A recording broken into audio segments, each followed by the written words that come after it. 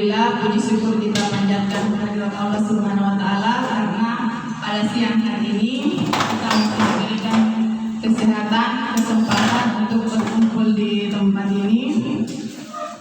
Salam dan salawat senantiasa tercurah kepada Nabi junjungan kita Muhammad sallallahu alaihi wasallam, Nabi uswatun hasanah rahmatan lil alamin.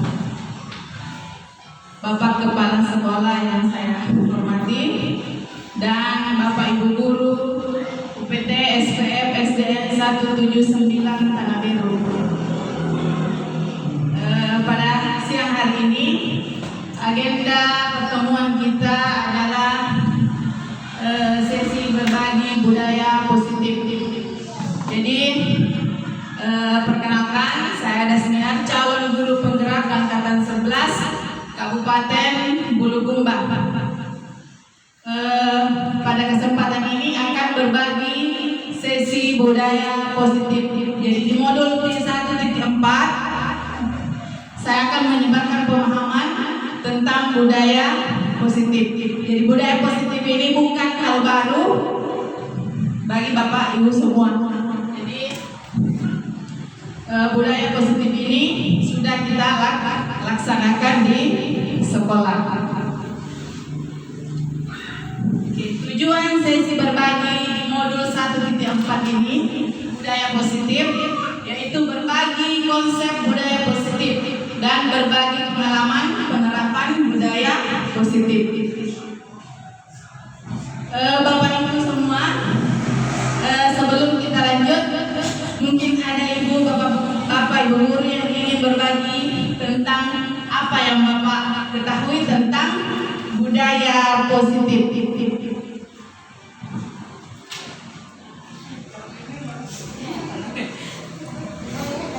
Budaya positif.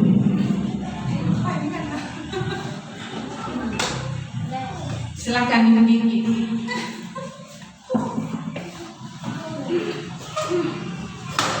Ya, yang saya ketahui mengenai tentang budaya positif adalah di mana kita menumbuhkan karakter atau kebiasaan yang positif bagi anak-anak atau di lingkungan sekitar kita. Terima kasih. Oke, baik. Terima kasih Ibu Kiki bahwa budaya itu adalah memang kebiasaan positif yang kita laksanakan di sekolah, dan ini sudah kita lakukan. Salah satu contohnya adalah menjemput siswa di gerbang setiap pagi. Jadi ini hal yang mungkin kecil tetapi itu memiliki makna yang besar. Kita menjemput siswa dengan menerapkan 5S: salam, senyum, sapa, sopan, dan santun. Jadi kita guru menyambut siswa dengan senyum. Jadi ada aura positif di situ. Jadi siswa merasa senang dijemput oleh ibu gurunya, bapak gurunya. Jadi budaya positif yang pertama di sini disiplin positif dan nilai-nilai kebajikan universal. Yang kedua, teori motivasi, hukuman dan penghargaan dan restitusi. Kemudian yang ketiga, keyakinan kelas. Keempat, kebutuhan dasar manusia dan dunia berkualitas. Yang kelima, restitusi. 5, posisi kontrol guru. Keenam, restitusi dan penerapan segitiga restitusi. Jadi ini semua adalah materi modul 1.4. Jadi ada 6 terpanjang ya. Oke Bapak Ibu, jadi sekarang kurikulum itu berubah. Sekarang kurikulum Merdeka Belajar. Jadi ada pembelajaran dengan paradigma baru. Jadi sebelumnya itu pembelajaran berpusat kepada guru. Nah sekarang di kurikulum Merdeka pembelajaran itu berpusat kepada murid. Jadi pembelajaran paradigma baru memastikan murid, yang mana setiap murid belajar sesuai kebutuhan dan tahap perkembangannya yang berorientasi pada penguatan kompetensi dan pengembangan karakter yang sesuai dengan nilai-nilai profil pelajar Pancasila. Yang kita ketahui bahwa profil pelajar Pancasila ada 6 dimensi. Yang pertama, beriman dan bertakwa kepada Tuhan Yang Maha Esa dan berakhlak mulia. Kemudian berkebinekaan global, bergotong royong, kreatif, bernalar kritis dan mandiri. Jadi ini sesuai dengan filosofi pemikiran KHD Ki Hajar Dewantara, bahwa sekarang itu pembelajaran berpusat pada murid. Kita ini guru diperankan sebagai petani. Ya, petani itu merawat tanaman. Jadi siswa itu diibaratkan sebagai tanaman dan sekolah adalah lahannya. Jadi kita guru memberikan perlakuan kepada tanaman karena kita adalah petani. Tanaman kita berbeda-beda. Jadi ketika memberikan pembelajaran kepada siswa juga berbeda-beda sesuai dengan kebutuhannya. Karena tidak setiap tanaman itu sama perlakuan yang kita berikan. Ada tanaman yang membutuhkan air setiap hari, tapi ada juga tanaman yang tidak membutuhkan air setiap hari. Jadi seperti itu juga perlakuan kita kepada siswa. Jadi ini tentang pembelajaran dengan paradigma baru.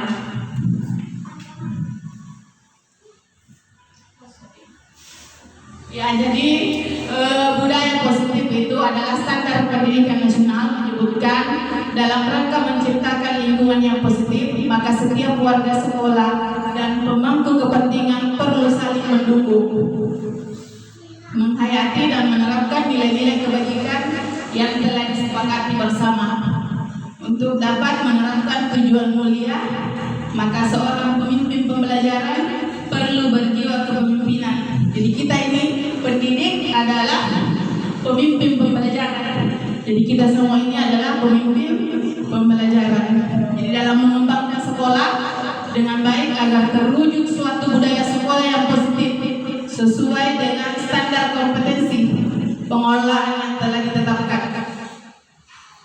Jadi tujuan mulia dari penerapan disiplin positif adalah agar terbentuk murid-murid yang berkarakter, berdisiplin, santun, jujur, peduli, bertanggung jawab, dan merupakan pembelajar sepanjang hayat sesuai dengan standar kompetensi lulusan yang diharapkan. Jadi sesuai dengan profil pelajar Pancasila. Jadi adapun perbedaan antara budaya positif dan disiplin positif.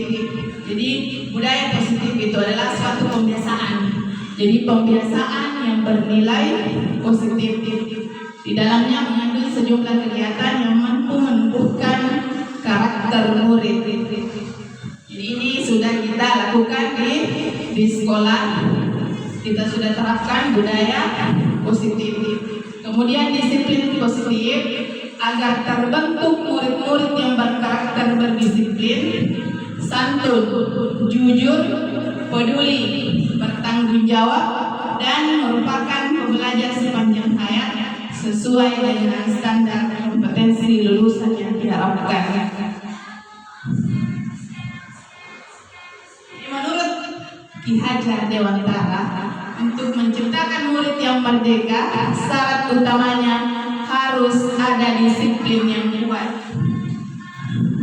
Jadi disiplin di sini yang dimaksud adalah disiplin diri yang memiliki motivasi internal. Maka internal itu dari dalam diri kita, dari dalam diri. Maka kita memerlukan pihak lain untuk mendisiplinkan kita atau memotivasi kita secara eksternal karena berasal dari luar bukan dari dalam diri. Jadi disiplin itu harus dari dalam diri. Kalau dari luar, bisa saja karena kita ingin mendapat pujian, kita disiplin. Tetapi setelah tidak dapat lagi pujian, ya, maka tidak dilakukan lagi hal tersebut. Jadi inilah yang harus kita tanamkan kepada diri kita dan kepada siswa.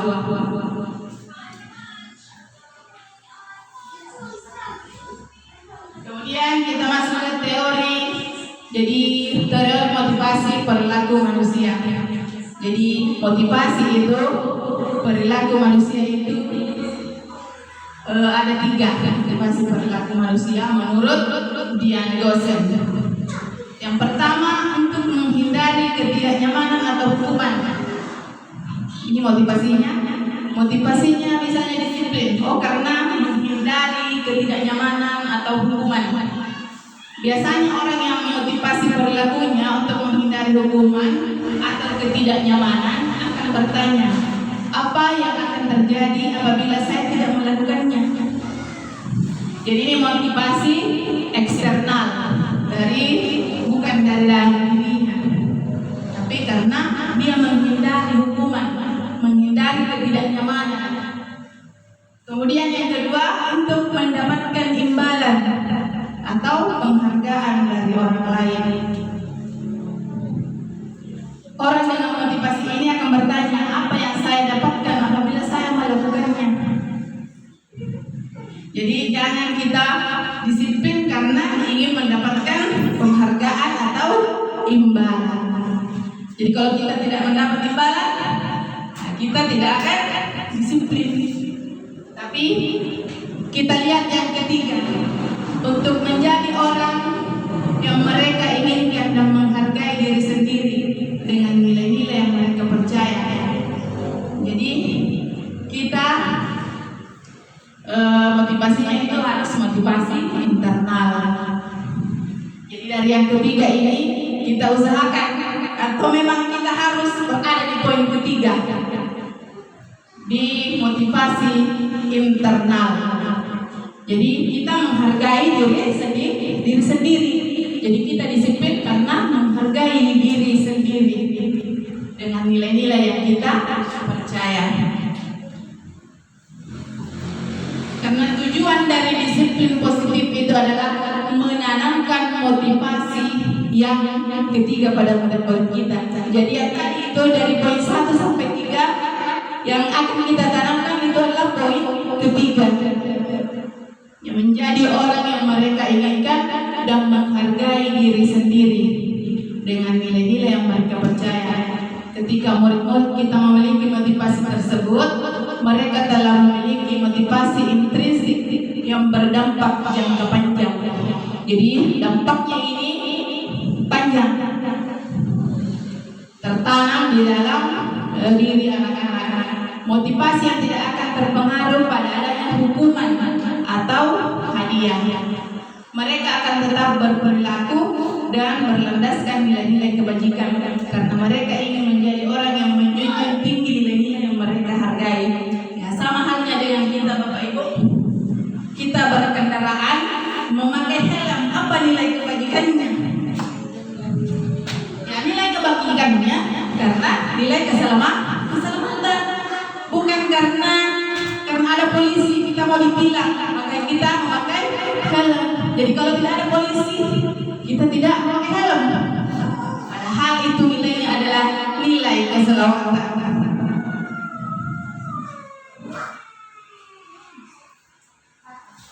Nah, sekarang pertanyaannya, bagaimana cara kita sebagai guru untuk menanamkan disiplin positif yang positif ini kepada murid-murid kita? Tentu ini menjadi renungan bagi kita semua Bapak Ibu, bagaimana menanamkan disiplin positif. Jadi kita sebagai guru harus menjadi contoh terlebih dahulu. Ingat sosok teladan, di depan menjadi teladan. Tentunya ketika kita menjadi teladan, tentu murid-murid kita juga akan memiliki disiplin positif tersebut. Jadi ada beberapa hal yang perlu kita pahami. Yang pertama, dihukum oleh penghargaan, kemudian konsep hukuman, konsekuensi, dan restitusi. 5 kebutuhan dasar manusia, penerapan keyakinan kelas, 5 teori kontrol, dan segitiga restitusi. Jadi ini semua materi-materinya yang akan dibahas. Dihukum oleh penghargaan. Jadi saat kita berulang kali menjanjikan hadiah kepada anak-anak agar berperilaku bertanggung jawab, atau kepada seseorang murid agar mempelajari sesuatu yang baru, atau kepada seorang karyawan agar melakukan pekerjaan yang berkualitas, kita sedang berasumsi mereka tidak dapat melakukannya karena kita akan memilih untuk melakukannya. Jadi ini menurut Alfi Korn. Jadi bentuk program kebajikan dalam memberikan apresiasi atau pengakuan yang perlu diingat adalah beberapa hal. Yang pertama, berikan dukungan secara khusus. Kemudian berikan pengakuan secara pribadi, memberikan pengakuan kepada semua murid bergantian, dan pengakuan secara konsisten. Kemudian fokus pada prosesnya. Ya, di dalam disiplin positif ada juga konsep hukuman, konsekuensi, dan restitusi. Jadi ketiga hal ini memiliki artinya masing-masing. Iya. Menurut Bapak Ibu, apa perbedaan hukuman, konsekuensi, dan restitusi? Kalau hukuman,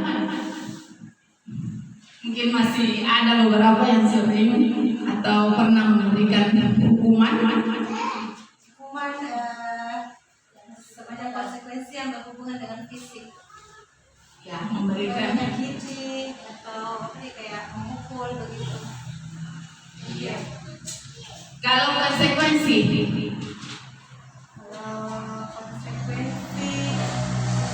kayak ada sesuatu yang dilakukan, kemudian ada sanksi di ini yang ada kesepakatan sebelumnya.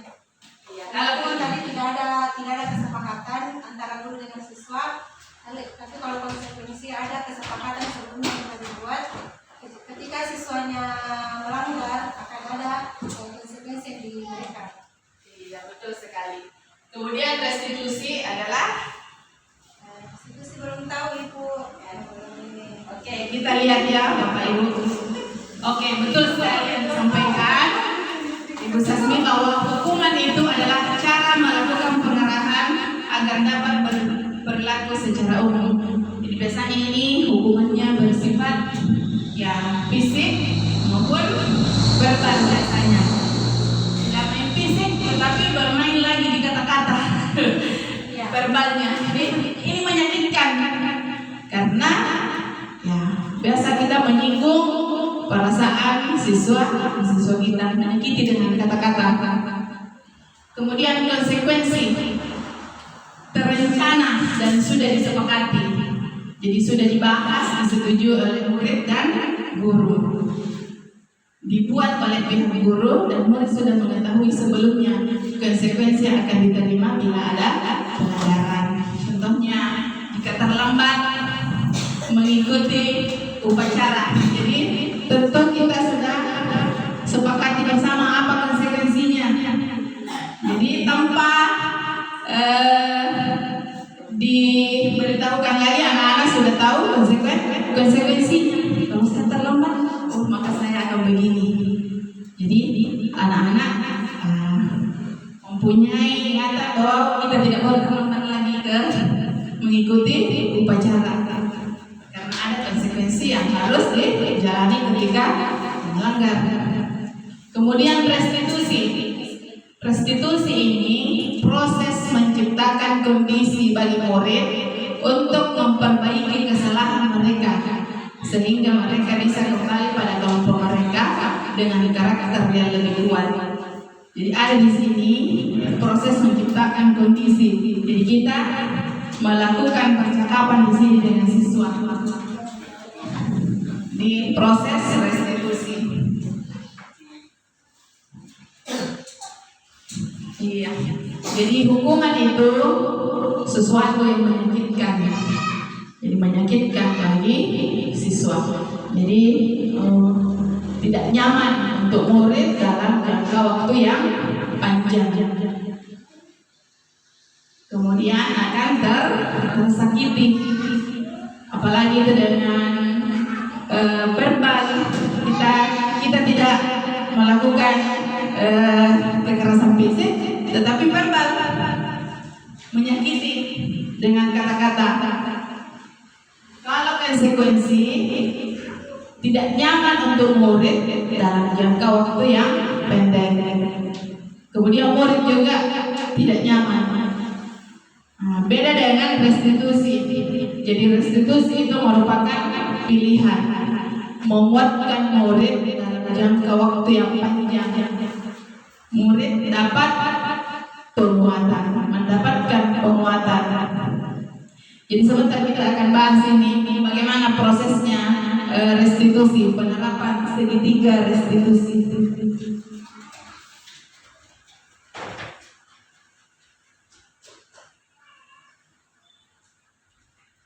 Oke, kita ke selanjutnya penerapan keyakinan kelas. Penerapan keyakinan kelas. Jadi mungkin Bapak Ibu semua sudah melakukan ini, sudah menempelkan keyakinan kelasnya sebelum memulai proses pembelajaran di awal semester 1 ini. Jadi mungkin semua sudah tertempel di kelasnya. Mengapa keyakinan kelas? Mengapa tidak peraturan kelas saja? Jadi yang dulunya itu peraturan kelas, sekarang keyakinan kelas. Mengapa keyakinan kelas? Mengapa tidak peraturan kelas saja? Karena keyakinan kelas ini muncul dari peraturan kelas. Bedanya apa? Peraturan kelas itu masih menggunakan kalimat-kalimat yang negatif. Misalnya, dilarang membuang sampah. Itu sekarang itu peraturan. Tetapi keyakinan kelasnya itu apa? Kita ubah menjadi kalimat yang lebih positif. Kalau dilarang membuang sampah. Kalau keyakinan kelas menjaga kebersihan kelas. Jadi menjaga. Jadi kita menggunakan kalimat yang positif. Tidak ada lagi kata dilarang, jangan. Nah, itu sudah tidak kita gunakan. Kemudian karena mengapa dikatakan keyakinan kelas, mengapa tidak peraturan kelas? Karena keyakinan itu menumbuhkan motivasi intrinsik. Jadi motivasinya itu dari dalam. Misalnya dilarang ribut di kelas, itu peraturan. Tapi kalau keyakinan kelas mungkin menjaga ketertiban kelas, tertib di kelas, seperti itu. Jadi tidak ada kalimat yang negatif di keyakinan kelas. Jadi keyakinan kelas itu beda dengan peraturan. Jadi kita tidak menggunakan lagi kalimat yang negatif. Jadi ini hal-hal yang perlu diperhatikan dalam membentuk keyakinan kelas. Jadi ini yang harus kita pahami sebelum membuat keyakinan kelas bersama dengan siswa. Jadi bersifat lebih abstrak daripada peraturan yang lebih rinci dan konkret. Keyakinan kelas berupa pernyataan yang universal. Keyakinan kelas senantiasa dibuat dalam bentuk positif, ya seperti tadi. Keyakinan kelas hendaknya tidak terlalu banyak. Jadi jangan dari poin A sampai 10. Tidak usah terlalu banyak, sehingga mudah diingat dan dipahami oleh semua warga kelas. Keyakinan kelas sebaiknya sesuatu yang dapat diterapkan di lingkungan tersebut. Jadi keyakinan kelas itu dibuat yang berkontribusi itu adalah semua siswa dan guru. Kemudian bersedia meninjau kembali keyakinan kelas dari waktu ke waktu. Jadi setiap semester ini perbaharui keyakinan kelasnya. Ya. Kemudian kita lanjut di materi selanjutnya, 5 kebutuhan dasar manusia. Kenapa kita harus mengetahui 5 kebutuhan dasar manusia?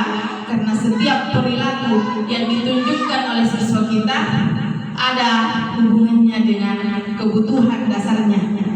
Jadi setiap yang dia tunjukkan pasti berhubungan dengan kebutuhan dasarnya. Jadi 5 kebutuhan dasar manusia. Jadi 5 kebutuhan dasar manusia. Pertama, bertahan hidup, kemudian kasih sayang dan rasa diterima, kebebasan, kesenangan, dan penguasaan. Jadi ketika seorang murid melakukan suatu perbuatan yang bertentangan dengan nilai-nilai kebajikan atau melanggar peraturan, hal itu sebenarnya dikarenakan mereka gagal memenuhi kebutuhan dasarnya.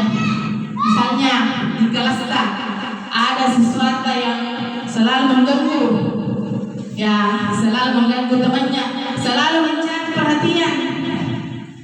Jadi kita cari tahu apa kebutuhan dasarnya yang tidak terpenuhi. Kenapa anak ini selalu bersikap demikian?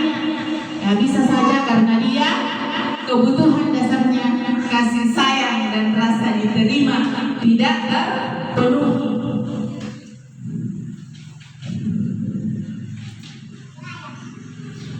Jadi yang pertama bertahan hidup. Ya, jadi ini adalah kebutuhan utama kita yang bersifat fisiologis. Bertahan hidup seperti kesehatan, rumah, makanan, kebutuhan biologis sebagai bagian dari proses reproduksi, termasuk kebutuhan untuk tetap bertahan hidup. Komponen psikologis pada kebutuhan ini meliputi kebutuhan akan perasaan aman. Jadi ini adalah kebutuhan yang pertama untuk kita. Kemudian kebutuhan yang kedua, kasih sayang dan rasa diterima. Kebutuhan ini dan 3 kebutuhan berikutnya adalah kebutuhan psikologis. Jadi seperti tadi yang ditunjukkan oleh siswa kita, ketika ada yang tidak mau diam, selalu mengganggu temannya, jangankan siswa, ya kita saja. Ya, apalagi misalnya seorang istri, misalnya kurang perhatian sama suami kita, apa yang kita tunjukkan? Ya, biasanya uring-uringan atau marah. Ya, biasanya. Jadi ini juga perilaku kita menunjukkan bahwa ada kebutuhan dasar kita yang tidak terpenuhi. Jadi kebutuhan untuk memberi dan menerima kasih sayang dan kebutuhan untuk merasa menjadi bagian dari satu kelompok. Kebutuhan ini juga meliputi keinginan untuk tetap terhubung dengan orang lain seperti teman, keluarga, pasangan hidup, teman kerja, binatang peliharaan, dan kelompok di mana kita bergabung. Jadi ini sangat penting, kebutuhan kasih sayang dan rasa ingin diterima. Kemudian yang ketiga, penguasaan. Kebutuhan ini berhubungan dengan kekuatan untuk mencapai sesuatu, menjadi kompeten, menjadi terampil, diakui atas prestasi. Iya, semua orang ingin tampil, ingin diakui prestasinya dan keterampilan kita, didengar dan memiliki rasa harga diri, bisa membuat perbedaan, bisa membuat pencapaian, kompeten, diakui dan dihormati. Keinginan untuk meninggalkan pengaruh. Jadi ini juga kebutuhan kita yang ketiga, penguasaan. Kemudian yang keempat adalah kebebasan. Kita mau bebas. Jadi seperti juga dengan siswa kita mau bebas, kebebasan. Seperti siswa saya di kelas 2, itu ada yang tidak mau menulis di atas meja. Dia lebih nyaman kalau duduk melantai di bawah. Jadi saya berikan kebebasan. Mana yang lebih nyaman untuk kamu menulis? Jadi kita berikan kebebasan.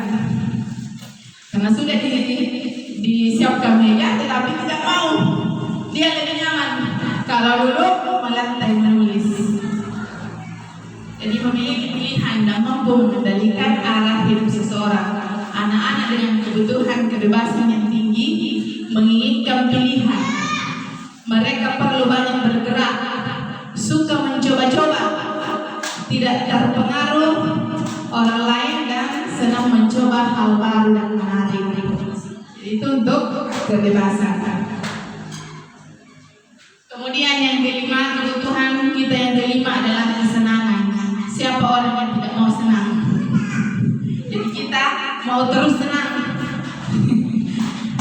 Jadi kesenangan ini adalah kebutuhan kita, mencari kesenangan dengan bermain dan tertawa. Bayangkan hidup tanpa kenikmatan apapun, betapa menyedihkannya. Kalau hidup kita datar-datar saja, jadi kita ini butuh kesenangan. Jadi menghubungkan kebutuhan akan kesenangan dengan belajar. Jadi itu tadi 5 kebutuhan dasar manusia yang harus kita pahami untuk bisa kita identifikasi kebutuhan dasar siswa kita yang tidak terpenuhi apabila berperilaku yang di luar nilai-nilai kebajikan. Jadi penting memahami kebutuhan dasar murid. Jadi orang senantiasa berusaha untuk memenuhi kebutuhan dengan berbagai cara. Jadi ada berbagai cara yang kita lakukan untuk memenuhi kebutuhan dasar kita. Bila mereka tidak mendapatkan kebutuhannya dengan cara yang positif, mereka bisa melanggar peraturan atau melakukan hal-hal yang tidak sesuai dengan nilai-nilai kebajikan. Jadi kalau ada yang melanggar, yang perilakunya di luar nilai-nilai kebajikan, berarti ada kebutuhan dasarnya yang tidak terpenuhi.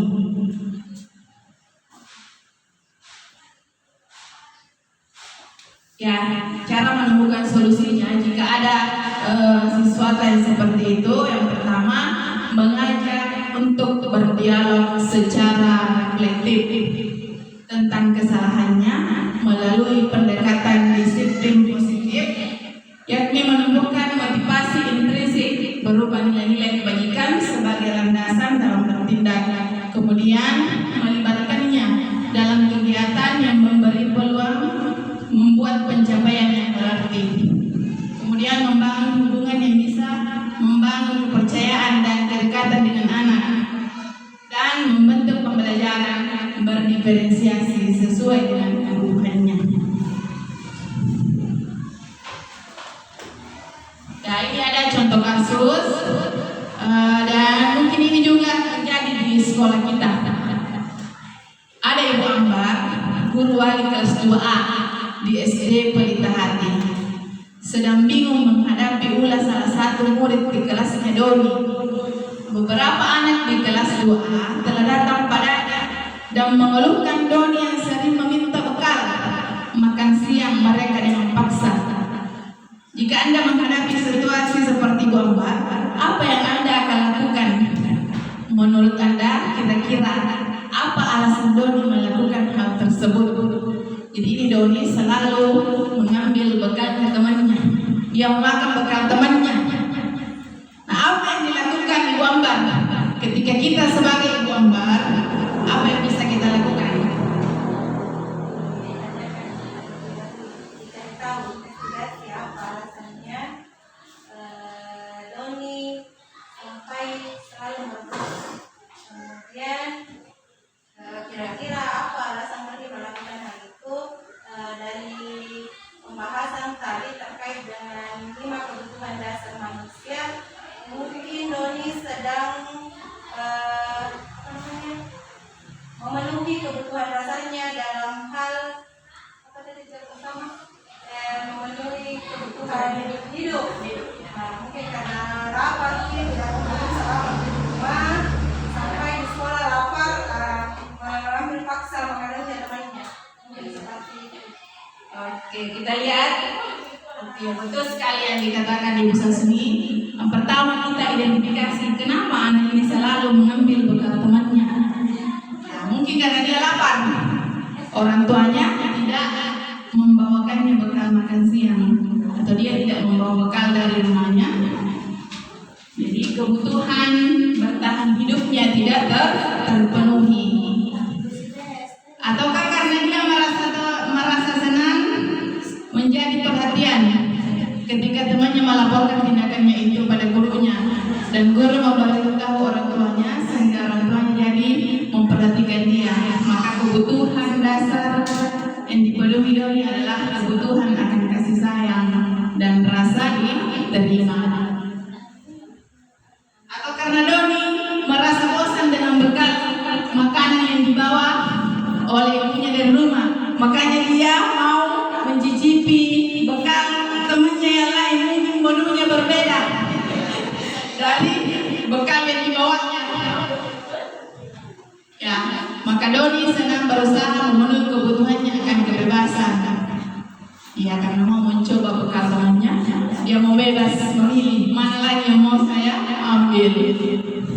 Atau karena iseng saja dia menikmati ekspresi wajah teman-temannya yang kesal karena diambil makanannya, dan menurut dia ekspresi teman-temannya itu lucu, maka berarti Doni sedang berusaha memenuhi kebutuhan akan kesenangan.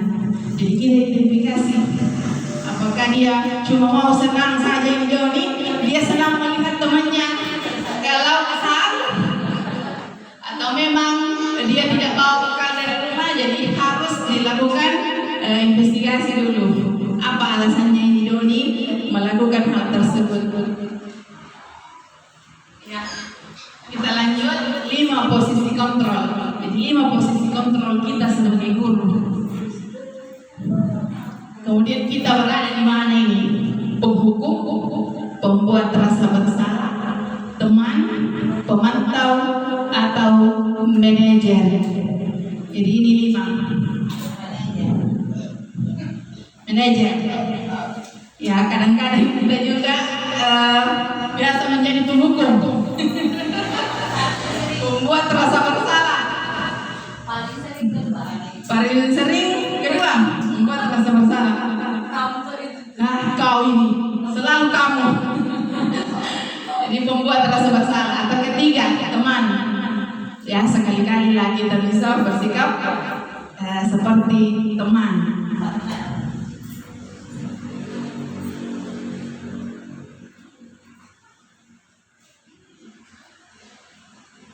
Ya, kita lihat penghukum. Kalau kita memposisikan diri kita sebagai penghukum, biasanya kita menggunakan hukuman fisik maupun verbal. Jadi ini fisik dan verbal. Orang-orang yang menjalankan posisi penghukum senantiasa mengatakan bahwa sekolah memerlukan sistem atau alat yang dapat lebih menekan murid-murid lebih baik, lebih dalam lagi. Guru yang menerapkan posisi penghukum akan berkata, patuhi aturan saya, atau awas. Biasanya kita mengancam, awas, jangan begitu. Kamu selalu saja salah. Selalu, pasti selalu yang terakhir selesai. Ya, biasanya tanpa kita sadari, oh ternyata kita ini sebagai penghukum dengan kata-kata yang kita keluarkan. Kau itu memang selalu lama selesai tugasnya, tidak mau menulis. Jadi guru seperti ini senantiasa percaya bahwa hanya ada satu cara agar pembelajaran bisa berhasil, yaitu dengan caranya dia. Ini penghukum. Kemudian pembuat merasa bersalah. Jadi pada posisi ini biasanya bersuara lebih lembut. Pembuat rasa bersalah akan menggunakan keheningan orang lain merasa tidak nyaman, bersalah atau rendah diri. Kata-kata yang keluar dengan lembut seperti ibu sangat kecewa sekali dengan kamu. Jadi otomatis kan anak merasa bersalah karena kita mengucapkan kata saya kecewa sekali dengan kamu. Berapa kali Bapak harus memberitahu kamu ya? Gimana coba kalau orang tua kamu tahu kamu berbuat begini? Jadi di posisi ini murid akan memiliki penilaian diri yang buruk tentang dirinya. Murid merasa tidak berharga dan telah mengecewakan orang-orang yang disayanginya. Kemudian teman. Jadi posisi kontrol kita sebagai teman. Ini tidak akan menyakiti murid, namun akan tetap berupaya mengontrol murid melalui persuasi. Posisi teman pada guru bisa negatif ataupun positif. Mereka akan berkata, ayo bantulah demi ibu ya. Ayo ingat, tidak bantuan Bapak selama ini. Ya sudah, kali ini tidak apa-apa. Nanti ibu bantu bereskan. Hal negatif dari posisi teman adalah bila suatu saat guru tersebut tidak membantu, maka murid akan kecewa dan berkata, saya pikir Bapak, Ibu teman saya. Murid merasa dikecewakan dan tidak mau lagi berusaha. Hal-hal yang mungkin timbul adalah murid hanya akan bertindak untuk guru tertentu dan tidak untuk guru lain. Ia jadi hanya guru yang dianggapnya berteman. Jadi yang lain murid akan tergantung pada guru tersebut.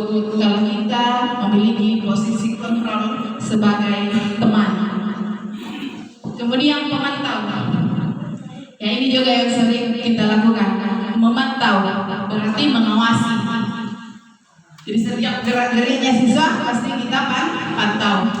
Pada saat kita mengawasi, kita bertanggung jawab atas perilaku orang-orang yang kita awasi. Pertanyaan yang diajukan sebagai pemantau, peraturannya apa? Apa yang telah kamu lakukan? Sanksi atau konsekuensinya apa? Seorang pemantau sangat mengandalkan perhitungan, catatan, data yang dapat digunakan sebagai bukti atas perilaku seseorang. Posisi ini akan menggunakan stiker, slip catatan, dan daftar cek. Jadi ini adalah guru yang selalu ada catatannya, daftar ceknya kalau kita menjadi pemantau. Kemudian yang terakhir, posisi yang kelima adalah manajer. Posisi di mana guru berbuat sesuatu bersama dengan murid, mempersilahkan murid mempertanggungjawabkan perilakunya, mendukung murid agar dapat menemukan solusi atas permasalahannya sendiri. Jadi seorang manajer akan mengatakan apa yang kita yakini. Jadi kembali ke keyakinan jelas yang telah dibuat. Jika kamu meyakininya, apakah kamu bersedia memperbaikinya? Jika kamu memperbaiki ini, hal ini menunjukkan apa tentang dirimu? Apa rencana kamu untuk memperbaiki hal ini? Jadi siswa sendiri yang mencari solusinya. Dia sendiri yang mengungkapkan solusi dari permasalahan.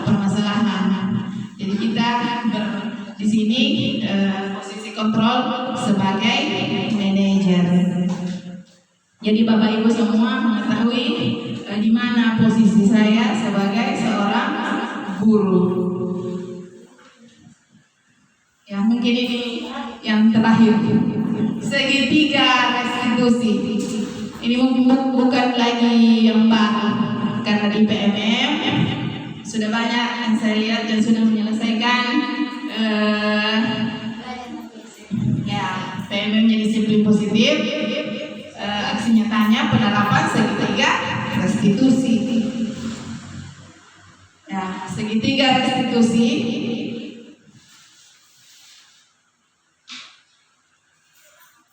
restitusi itu mengajak murid mengidentifikasi tindakannya sehingga dia bisa menganalisis dan memikirkan langkah yang tepat dalam pemecahan masalahnya.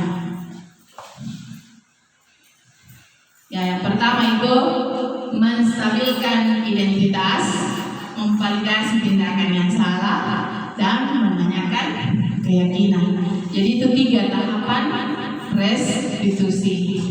Misalnya ada siswa yang terlambat, kita melakukan segitiga restitusi. Kita stabilkan dulu identitasnya, kemudian validasi tindakannya yang salah dan menanyakan keyakinan.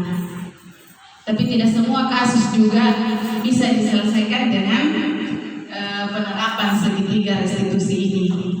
Jadi semacam kalau kasusnya sudah berat, itu tidak bisa lagi kita lakukan penerapan segitiga restitusi. Ya, jadi ini validasi tindakan yang salah, menanyakan keyakinan. Ini ya, cukup itu materi kita hari ini. Sekarang kita akan melakukan refleksi. Jadi sama juga halnya ketika kita melakukan pembelajaran di kelas, setiap di akhir itu kita harus merefleksi. Refleksi di sini, ya kita tanyakan kepada siswa kita hal apa yang menarik yang dipelajari hari ini. Oke, yang pertama, apa hal baru yang Bapak Ibu pelajari hari ini?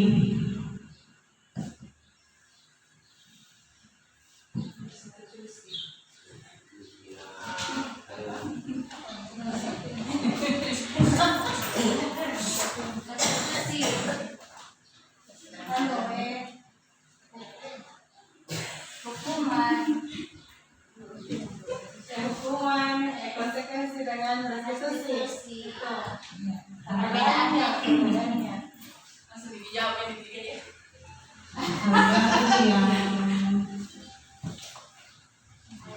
saya pelajari hari ini adalah tentang hukuman, konsekuensi dan restitusi.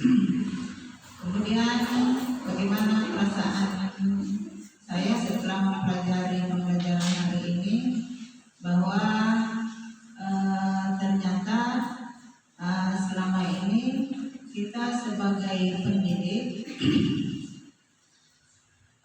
selalu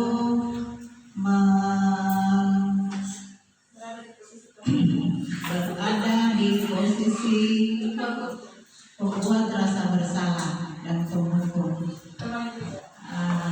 Yang teman juga, yang seharusnya di sini yang bagusnya adalah sebagai posisi manajer, di mana murid bisa diberi kesempatan untuk mengatasi masalahnya sendiri. Nanti setelahnya itu baru kita bantu bersama. Kemudian manfaat yang ibu rasakan setelah pembelajaran hari ini tadi apa?